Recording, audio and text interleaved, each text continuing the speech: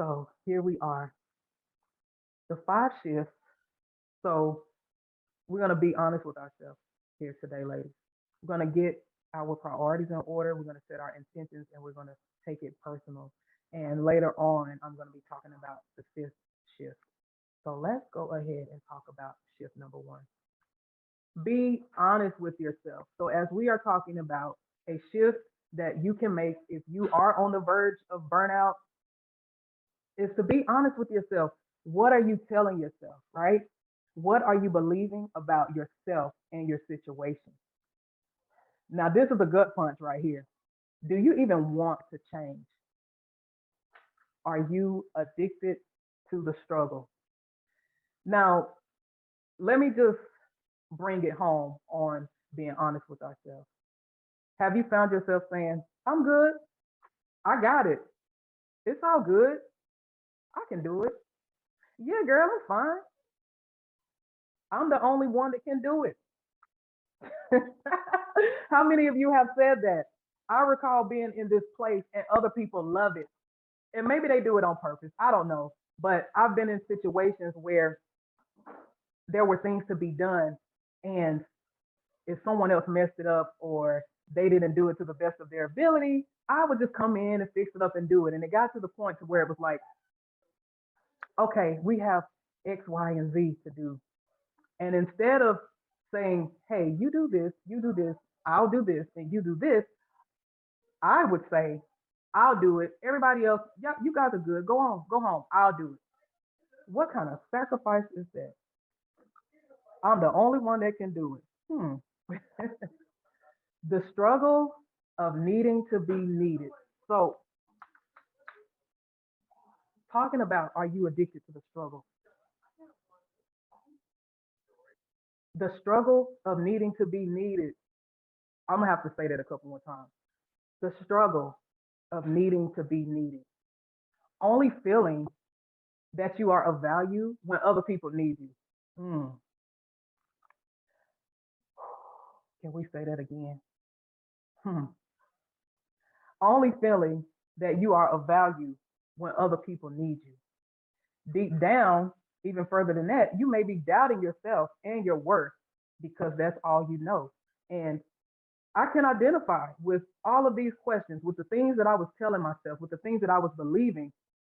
I thought that there was other people that couldn't do it or deliver at a level that I felt that it should be at. And so instead of allowing them to do it, I would take it. I'll take it, I'll do it. But then on the flip side of that, I am mad. I'm feeling some type of way. Like I can't believe that nobody else is doing anything around here. Okay, well, let's be honest. Did you give them the opportunity to do it?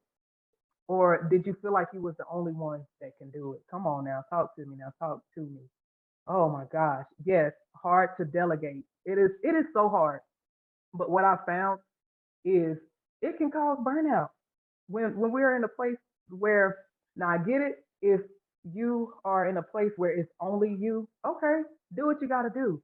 But if there's a team, if there's a family, if there is a group of people that can share the load, well, let's figure out a way to make this thing work because I don't want you to be burnt out. I didn't want to be burnt out, but at the time, like, I didn't know, right? Sometimes we just don't know. So let's be honest with ourselves. That's shift number one. Shift number two, get your priorities in order. Oh my goodness. What is most important to you? Hmm. The things that you're doing, is it out of obligation? Are you required to do it? Or are you doing the most? Are you at the top of this priority list?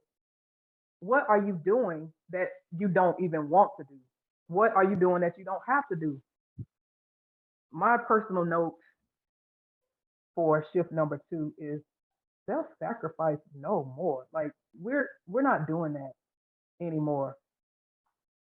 I desire every woman that's here and every woman that I encounter to put themselves at the top of their priority list.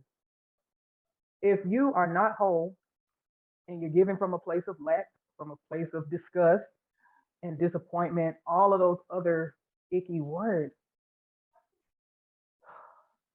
it truly does lead to burnout. It truly does.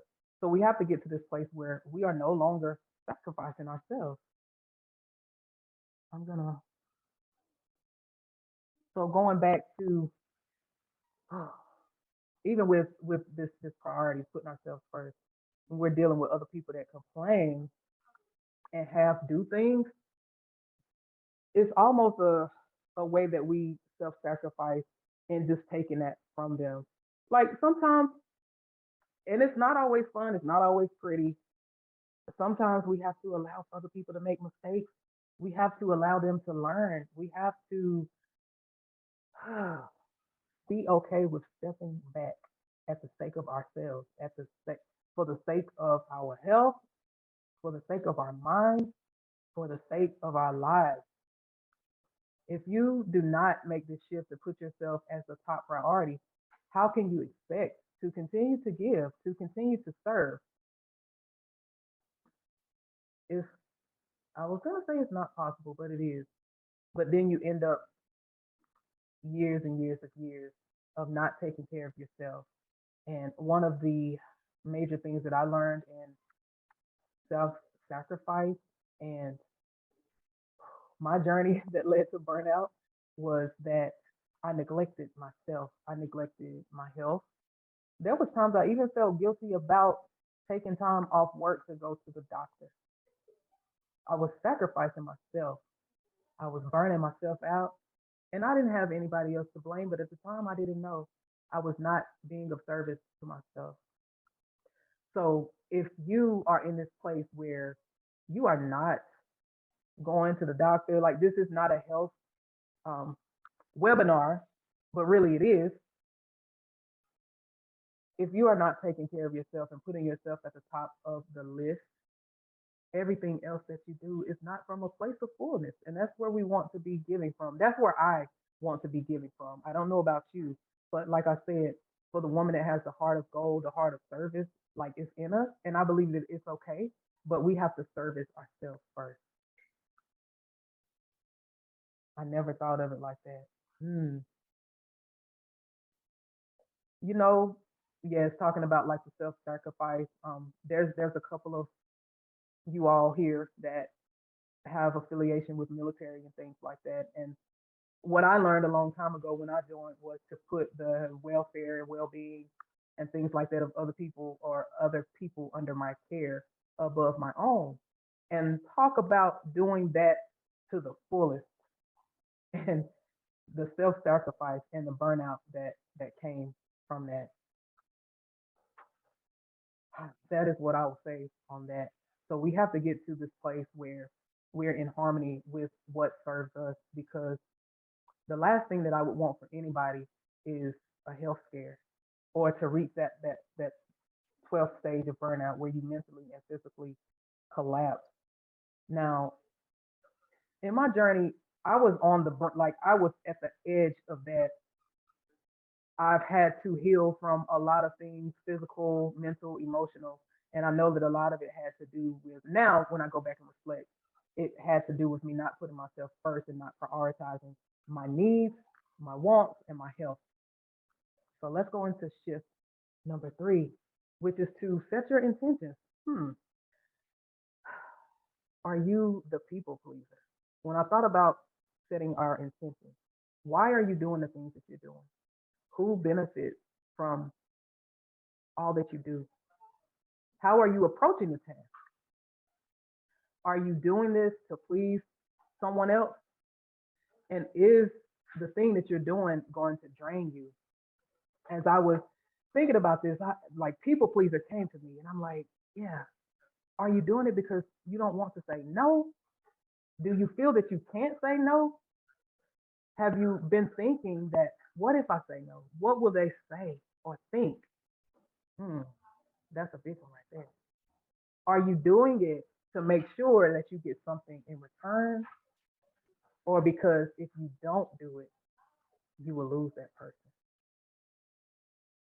That hit really hard because some of the women that come to me, some of the women that I serve, and some of the women that I have encountered over the years, they are, yes, stuck in the cycle of self sacrifice and the struggle. And they believe that if they don't continue to do things for other people, if they say no, if they stop giving and giving and giving, they're afraid that they're going to lose that person. And hmm, I didn't reach that point, but I know for sure that there was some people pleasing going on in there and just not wanting people to look at me as though I couldn't do something. And this is funny. Have you ever been in a place where someone asked you to do something and you really didn't want to do it, but you was like you don't want to let them down, or you maybe you feel like you owe them something, or like if you say no, like they're never gonna come to you again. And it's so funny. It is so funny to just sit back and think of our intentions and why we do things. Now, setting our intentions. I truly, truly love this, and I pray that it is hitting home with you and it is resonating because it is so important. When we set our intentions, we are more in alignment with taking care of ourselves and just getting things in order and well on our way to living more fulfilling lives. That last one, how many of you, and if you feel okay with it, just put it in the chat. How many of you are doing things that you know is going to drain you? Like your plate is already full, and instead of the next person that comes to you and you're like, oh, you already like, oh Lord, please don't ask for anything. And they do, and then you say yes, and it's draining, and you already have so much to do, and you already have that full plate, and then boom, here we are, putting more things on that plate. My goodness. Thank you, thank you, thank you for putting me in the chat. Me too. So shift number 4, take it personal. Self-service. When you are whole and full, taking care of business feels so much better, right? So take it personal. I want you to understand and believe that your life is so important, extremely important. I want you to take it personal by making it a habit of being first in your own life. I believe that, and it's been said several times, in the way that we treat ourselves, we show others how to treat us. So, what are you displaying? What are you showing when you are neglecting yourself? When you go all day and at the end of the day, you remember that you didn't eat? When you have been working and working and working, and then you leave work and then you come home and there's so many things that you have to do? What are we showing the others around us? How are we treating ourselves so that other people can treat us as well? Let's take personal being committed to being the best version of yourself, right? That's what it's all about. I want you to stay as far away from burnout as possible. And one way to do that is by committing to being the best version of yourself, to see your future and strive for it.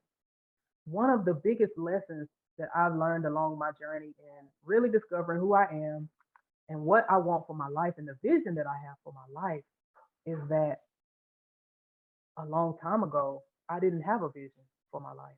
I had no idea what I wanted. I had no idea who I was. And then I got to this place where I was frustrated because everything on the inside of me was wanting more. But I was so busy giving, so busy pouring out and driving on E, if we could say it like that. So busy being the sacrifice for so many other people. And deep down, my soul was in longing, like it was wanting something. And then once I started to come into like more knowledge of myself and who I am, I realized that a lot of the things that I was feeling and experiencing, it was because I knew that there was something greater that I was supposed to be doing. I knew that there was more for my life. And so if you are in this place where you feel frustrated or you feel like you want more, let me just tell you that it's okay to want more and it's okay to desire more. And it is important that you are feeling those things because if you're not, if you are feeling like empty and numb or you don't have that desire to more, I truly believe that that is a major indication or a sign that you are burnt out. Like, have you ever been in this place where maybe you got injured or something and you didn't notice it because so much other things was going on. Now on the flip side of that, if you got an injury and you was able to get it treated right away, it was because you were present, you were in the now, and you was able to see like, oh wait, okay, this is not right. Let me fix this. So I challenge you to look at if you are feeling frustrated and like just like, what is this? Why am I feeling like this? It's not that I'm ungrateful, and these are the thoughts and the things that I had to work on and tell myself. It's not that I'm ungrateful. It's that I wanted more, and I'm so grateful that I had enough feeling left inside of me to realize that I wanted more. And so, in this fourth shift, be committed to being that best version of yourself and see your future and strive for it.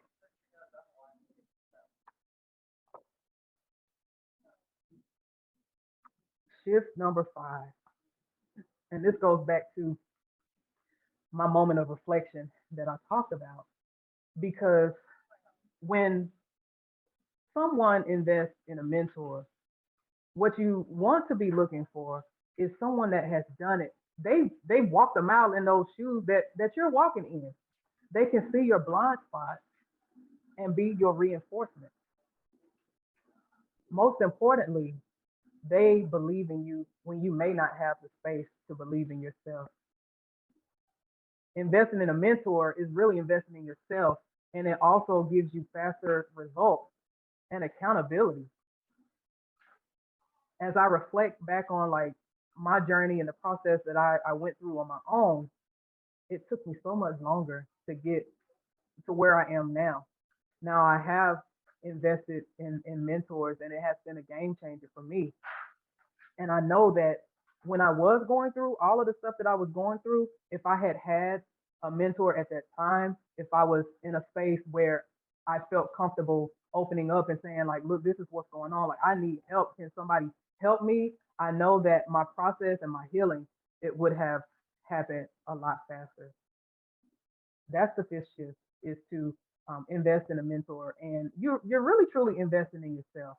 And that's where I will leave that. So to recap, these are the five shifts that I personally made and that I help other women with um, to go from being frustrated to fulfilled. But I also want to share with you, like it started with me. It was necessary and it changed my life and my future. And that is why I wanted to share that with you. So